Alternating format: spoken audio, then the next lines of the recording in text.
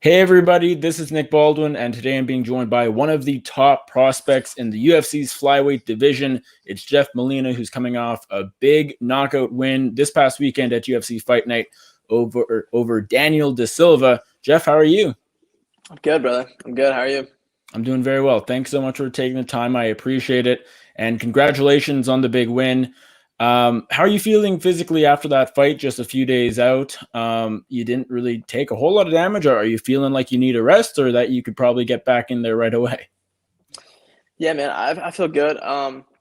Yeah, not much damage taken in the fight, if any at all. I did go into this fight a little banged up. So gonna go see some doctors this week and see if it's anything serious and just try to get healthy, man. So when you say banged up, can you expand on that a little bit? Like, is that just your typical bumps and bruises that a lot of fighters go into, or were there some more so serious injuries going in? Yeah, hoping it's not anything too serious, but man, for some reason these last two camps for the debut and then this past camp have been pretty rough, man. Dealing with nagging injuries and again hoping it's nothing too serious. That's going to keep me out for too long, but yeah, it's just it's part of the game, man. Like I can't remember the last time I went to a fight healthy. Um, yeah, it's just part of the sport. Um, but hopefully it's nothing serious. Yeah. Do you mind if I ask like what the issues were during this past camp? Like, was it or or do you not want to? Uh, Do you not want to yeah, get into yeah. that? So like 2 weeks ago, I was flying out to corner Tim Elliott in his fight, and that morning I was in a car wreck and totaled my car. Um, I had a couple bumps and bruises from that. Made it to Vegas, and then later that day I was working out and just in a freak accident. And I think it had to do with the car crash I was in earlier that day. My ankle like snapped, like super loud. We got like footage of it. It's pretty gnarly, but yeah, it was fucking strange, man. And I've been dealing with that for the past like 2, 3 weeks. It's pretty bad, man. I had to tape it up for the fight just because it didn't feel stable. It would kind of like fold on me every now and then, and my coaches would ask like, "How's it doing?" And I was kind of downplaying it just to kind of talk myself up, like, "Oh, I'm good, I'm golden," like as long as it's taped up, it's good. But it was pretty fucked up, man, and luckily it held up in the fight. The only thing I was worried about in the fight was it like Sean O'Malleying itself, like me throwing a kick and then planning, and it just like folded, and there's nothing you can do with that. So that was like my only like I was like, I'm gonna go out there and I don't care how bad it hurts or how it's feeling. Like I'm gonna go out there and kick. I just really hope it holds up, and it did. Wow, So that's um, crazy. That yeah, dude, sounds it was like super more. strange, and it was a flow roll. Like when it snapped, we were just flowing, and I really think it was just it was ready to give from the wreck because it was from dude. I had my coach James Krause in a triangle.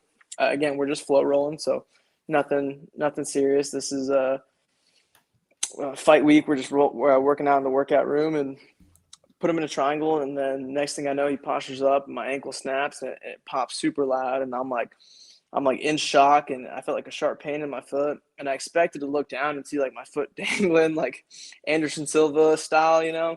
But it was good. It just swelled up a ton, and luckily the PI worked on it. Heather from the PI was working on it every day, and just kind of doing what we could. Wow. So I'm gonna get Well, that checked out ASAP this week.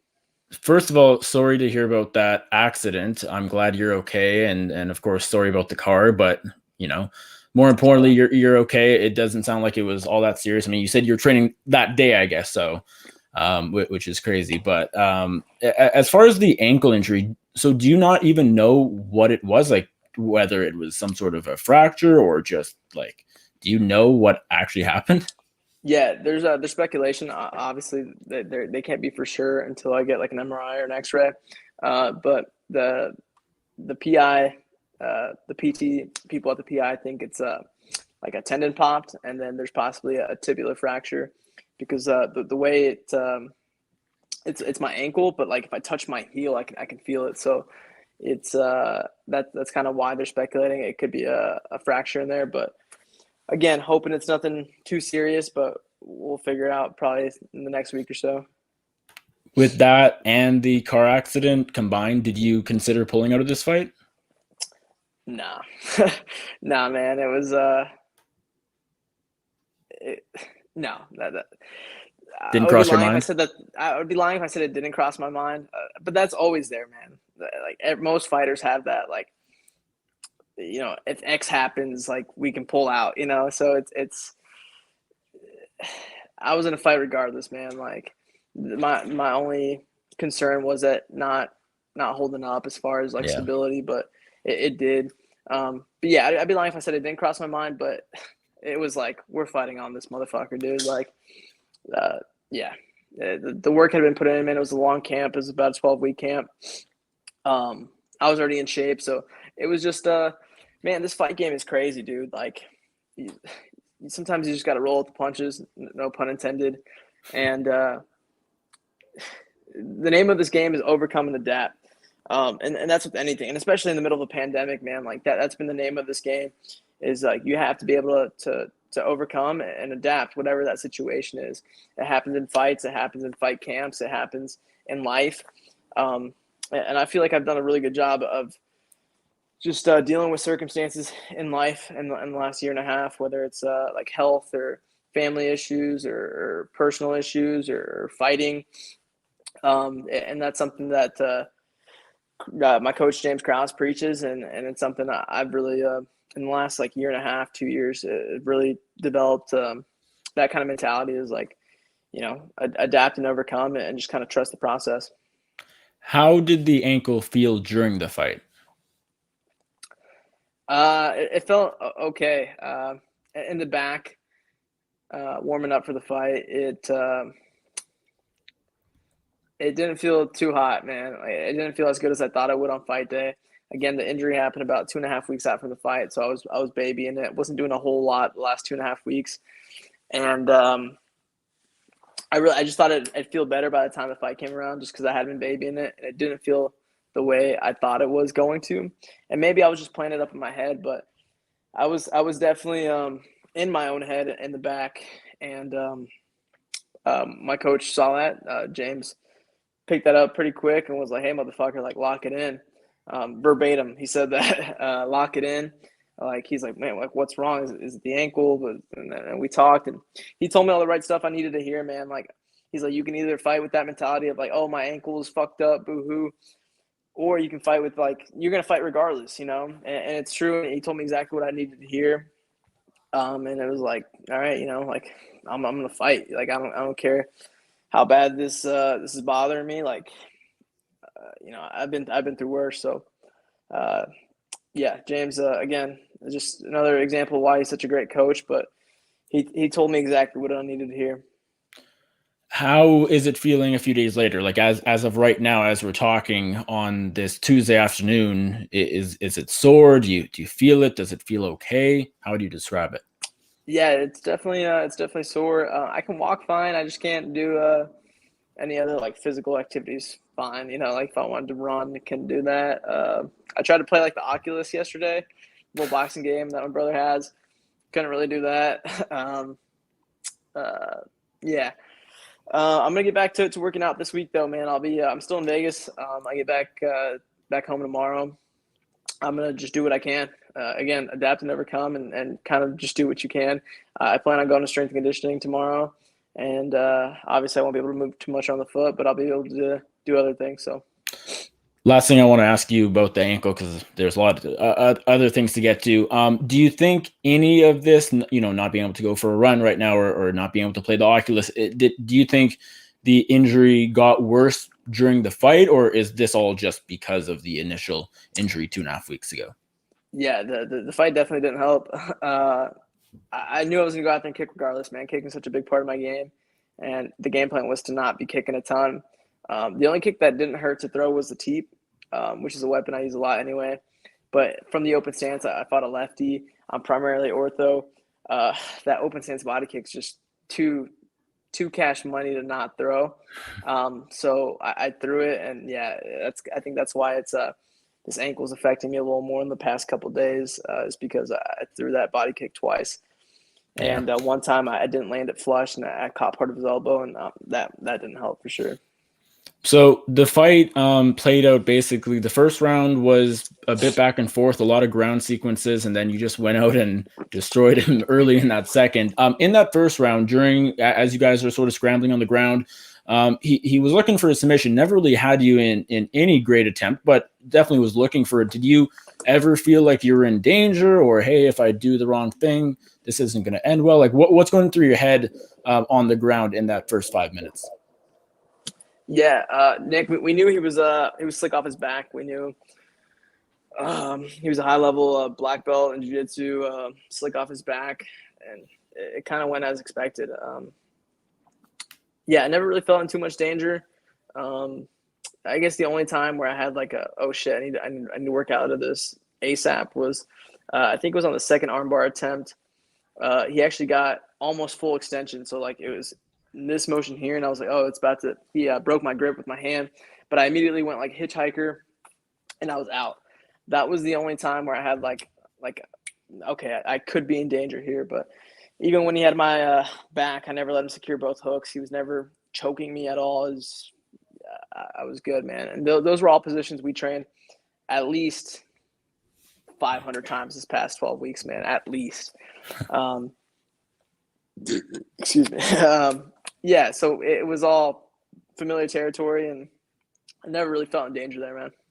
So then between the first and second round, like, is there any gut feeling that, hey, Daniel da Silva was getting a little tired. I might just be able to land the right shot early in the second. Like that's what happened. Was there any inkling on your, inside that the fight was going to be over pretty soon, or was it just you landed the right shot and that was it? Yeah, we Da Silva or whatever his last name is, I think he changed it like midweek. Daniel had only been out of the first round once. All of his wins have come by finish in the first. So we know like I can swim deep waters, man. I've been there before. I can fight while tired. Like if it became that type of fight where we both go into deep waters, I know he's drowning before I do. James says you don't have to outrun the bear; you just got to outrun the person next to you. And I know I can outrun Da Silva. I know I can outrun most people in this division. I'm okay with going to a dark place in a fight. It's not where I want to be, but I'm comfortable there. I'm not freaking out. So we kind of have a mantra at our gym. We call it 501. It's the 501 rule, meaning after the first 5 minutes, anybody can be good for 5 minutes, man. But fatigue is undefeated. So once you're not getting oxygen to those muscles, your body starts getting a little tired. It's harder to keep your hands up. A lot of people start to fade and kind of give up mentally, physically, in their heart, whatever it may be. They start to give up, and we kind of felt that with Da Silva in between rounds. James tells me to like look over. He said, "Look at him, dude. He's juiced." And he said 501, like 501 rule. Like that first round, it was a pretty high pace with his submission attempts, with him coming out pretty aggressive in that first round, which is what we expected. We knew he'd come out with a hot 5 minutes in him for sure. Yeah. And it kind of was almost to a T. I do think he was ready to give in that second round, and I just kind of gave him a reason to. What did you make of the stoppage? And the reason I ask is because a lot of people felt the referee, Keith Peterson, probably should have stepped in a bit sooner. There was quite a bit of ground and pound where he was just kind of covering up, not really moving. It seemed watching the fight anyways. How did you feel about it as the guy in the fight? Man, I'm kind of indifferent about it. Like that's not really my job. I know if I was in Da Silva's position, me being the fighter, I'm going to want every chance I can get. Keith Peterson in the back told us his criteria for how he's going to stop a fight via TKO, and he gives out 3 warnings, and I heard all 3 of those warnings. I just felt like he wasn't improving position, but that's not my job, man. I'm going to go. I don't care if I would have done the same thing for 5 minutes straight if that's what Keith Peterson decided. Like that's not my job. That's the ref's job to look after fighter safety. And again, me being the fighter, I'm going to want every opportunity. And I even told Keith this in the back. I'm like, if I were to get hurt, give me a chance, And I think he's a great ref. And yeah, do I think it could have been stopped a little earlier? Sure. But again, not my job. I did see this like meme someone posted. I posted it on my Instagram. That was pretty funny. That was like, there was like 44 unanswered shots, and that like Dominic Cruz was like, what the heck, man? Because Keith Peterson stopped his fight pretty early with the Cejudo. I thought that was pretty funny. But yeah, again, man, not my job. Indifferent about it. How would you compare this past fight week experience to your fight week of your UFC debut back in April? Not necessarily in the sense that, hey, this was last time it was in an arena in Florida, this was at the Apex with less fans, but just now that you had one UFC fight under your belt, you've been there already. How would you compare the two fight weeks? They were both awesome, man. They're both experiences that these type of fight weeks or fight weeks, I guess, are things like I'm going to remember for the rest of my life, man. Like stories I'm going to tell my kids about, my future kids, way down the road. But man, they're awesome, dude. Like you get to travel to different parts of the country or the world with your coaches, with your buddies, and just experience different things, man. It's they're different, obviously, in the sense that like for this fight week, we had 3 guys from our gym, which is fucking awesome, dude. 3 homegrown guys that, like, when I came to the gym, I was 1-2 as a pro. I was 19 years old. I just had made stupid decisions taking fights, and I was 1-2. That was my record. Grant Dawson, co-main event, was homegrown. He went to Glory MMA 0-0 as a pro. And then David Onama took a fight on short notice, on 3 days' notice. He's a smaller 45er, took it at 55. And he's another guy that's homegrown. Since he's been with Glory since the amateur days. So we had 3 homegrown guys. None of us were world champs when we got to the gym, fighting on the UFC card, which is pretty fucking cool, man. So it was sweet to have like all the boys out there, man. We all get 3 corners. So it kind of felt like we had half the gym out there, man. It was really cool to kind of have that camaraderie and, that fight week banter with your boys. And it was good, man. It was sweet. And I think it probably goes to show how good of a cornerman and coach James Krause is, just because I always feel like the guys that are able to corner multiple fighters, whether that's 2 or 3 or more on one night, like that has to be a lot more difficult than just focusing on one fighter. So I think it just goes to show that James really is one of the rising coaches in this whole sport. 100%, man. 100%. It's a lot to juggle on one night, just the emotions that come with the fight. Having to go through that roller coaster, not once, not twice, but 3 times with each fighter, and then having to reset off of each one. Yeah, that's a tough gig to have. And yeah, James does it the best that you can. I think a couple months ago he was in Vegas 6 weeks straight. We had a UFC fighter on the card for six weeks straight. So every week he was in the fighter hotel doing the quarantine life. And yeah, James is the man. I don't know how he does it, man. I did it 1 week with Tim, and I was like, holy fuck, this is exhausting. So, yeah. I know one thing that was also different about this fight week and this fight is that your dad was in attendance. I know that was a big deal for you, just because he wasn't able to be at your debut in April. He was diagnosed with cancer. Just talk a little bit about like how important that was to you to have him there, to be able to, celebrate with him after the fight and what that meant to you. Man, yeah, that meant the world to me, man. He really wanted to be there for my debut, but obviously couldn't for medical reasons. And yeah, my parents sacrificed a lot for me to be able to do this sport, and just since I was born, like not just in this sport but outside of this. So it's really, really cool to be able to kind of pay that back now. And then also kind of it come full circle as far as like my dad got to watch his son fight in the UFC. Maybe he wasn't there for the debut, but maybe it's even cooler that he got to do it in like in a more intimate setting at the Apex. Like my dad was sending me pictures all night of like with Dana and Guy Fieri and like other celebrities. And he was just having a blast with Megan O'Leary and Brandon Moreno. And like, it was really, really fucking cool, man. And my dad actually stuck around until yesterday afternoon, so we got to show him some stuff out here in Vegas and get him to go eat some good food and just kind of hang out and have a good time. So that was really cool, man. Well, and it was a big KO win, so it was a great fight to be at. Yeah, for sure. If you don't mind me asking, how is he doing right now? Obviously, I would imagine better than back earlier this year. I know you said that to UFC.com going into this fight. I mean, if you don't want to get into it, I totally understand. But how is he doing right now? He's better for sure, man. He's better. Cancer's a motherfucker, man. So he had a surgery that needed to be done. He's still in a lot of pain a lot of the time, which is kind of a bummer, and it sucks to see your dad in pain. But he's doing better, and we're hoping we can get a better, not diagnosis, but a better treatment plan to keep attacking this.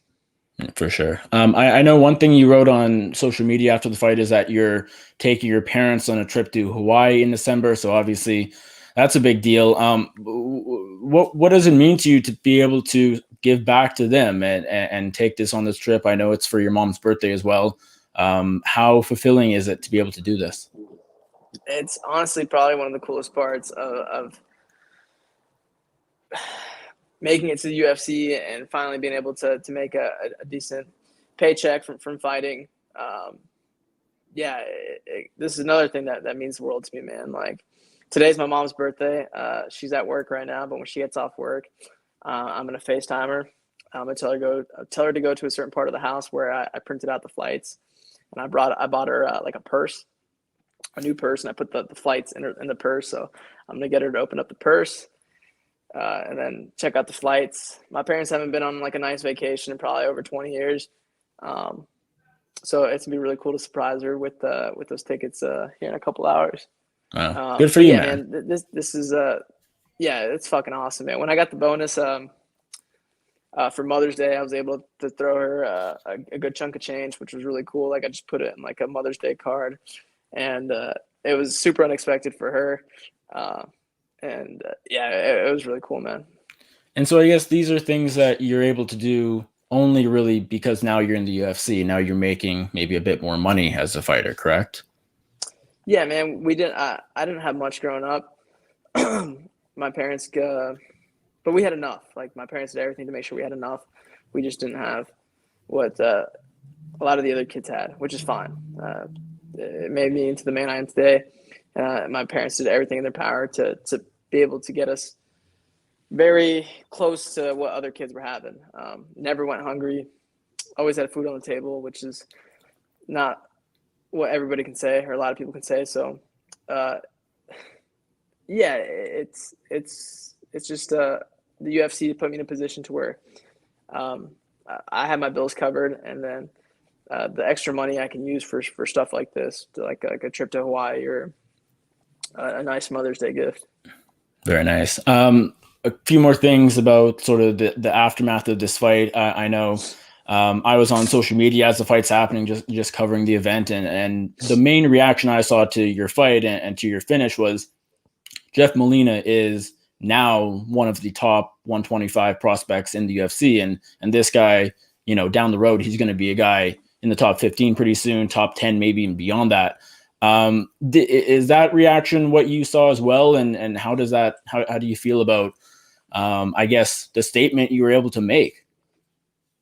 Yeah, no, I like the sound of that. Let's go. Yeah, yeah, man. I've recently jumped on the MMA Twitter train, and it's pretty cool, man. It's actually really cool to be able to have that platform to talk to fans and have that support. But yeah, I kind of caught the same gist on social media. Was like, man, it feels really cool to get that recognition. Like, I don't want to say I feel like I deserve that recognition. I just feel like I had yet to have that type of performance to deserve it. My debut was a shitty performance, in my opinion. Probably one of my worst performances, to be honest, but still got the job done, and I was able to secure a fight of the night bonus on a really big card that had 3 title fights on it. But I learned from that. I learned a lot from that, man. And again, there was a lot of circumstances going into that fight. No excuses, but I felt like I had a shitty performance, and I know what I'm capable of. My coaches know what I'm capable of. My teammates know what I'm capable of. And I feel like Saturday, I want to say Saturday night, but it was more like Saturday early, like late morning, early afternoon. I was able to show that then I'm a motherfucker, dude. I'm a problem. I've dedicated my life to this sport for the last 10 years since I was 14 years old, and it feels really cool to get recognition for it, and kind of show people like what I'm capable of, man. Like why I've dedicated my life to this sport in the last 10 years and all the hard work I've put in. It's finally showing, and it's a cool feeling. Based on your own evaluation of your first performance back in April, do you feel like this KO win made up for that and then some? Yeah, and I feel like just keeping the ball rolling with more performances like this, like fight of the nights have to be competitive, which means you're taking your fair share of brain damage, and I don't want those competitive fights. Maybe down the road when I'm getting paid a bit more, or I'm fighting the top 5 people in the world, I can afford to have those competitive fights, because those fights will happen. But until then, I want these clean kills, man. Again, like I know what I'm capable of, and Saturday was just a small showing of that. And I feel like the best is yet to come. Last thing for you, Jeff, and just sort of on the note of you're still young, you're still fairly new to the sport, obviously very new to the UFC. How quickly do you want to sort of move through the flyweight rankings and go from, I guess, being considered a prospect to being a contender? Because, and the reason I ask is because, you have the, you're fortunate enough to have debuted in the UFC at a young age, where I just spoke with Chris Curtis a few days ago, and he's 34 making his UFC debut. So that's a lot less time, to sort of get your name out there and fight and build your way up to the top. Do you want to go through the rankings quickly, or are you okay taking your time? Yeah, Nick, in this division, man, like it's very easy to go from a debut to being ranked. Like you're only one fight away from being ranked in this division, and it's getting deeper. They're signing a lot of people, especially with Contender Series, and they're doing a lot of short notice flyweight fights. But I'm in no rush, man. Like we've seen it time and time again when people get rushed, and it doesn't work out for them. Like Edmund, I don't know how to pronounce the last name, but that dude that trains with Ronda's coach comes to mind. Shabazian, yeah, that guy. Like maybe got the Brunson fight a little too early. I'm in no rush, man. Like I get better every single day. I'm in the gym every single day, and I get better after every fight. Like, and I think that the proof was in the pudding with this performance. Like I bet I looked a lot better than I did in my debut. So I'm in no rush, man. I'm comfortable fighting every single flyweight in this division on my way to the title if I have to. If the title shot comes down 3 years down the line, 4 years down the line, 5 years down the line, if I'm 30 by the time I get the title shot, that's fine. I'm okay with that. I make leaps and bounds every week, every month, every day, especially with these fights, man. Like I feel like one of my biggest takeaways from my debut was, even though I felt like I had a shitty performance, was I got 15 minutes of cage time, like in the UFC, in front of 15,000 people in an arena, fighting on probably one of the biggest cards of the year. Like that's all valuable, man. That's all extremely valuable at the high level. So I took it for what it was, and yeah, I'm in no rush. I'm in no rush, brother. I'll fight again, anybody and everybody if I have to. Well, Jeff, thanks so much for this. I really appreciate it, and congratulations again on the big win this past weekend. Thank you, brother. Thanks for having me, man. All right, take care, Jeff. See you, bro.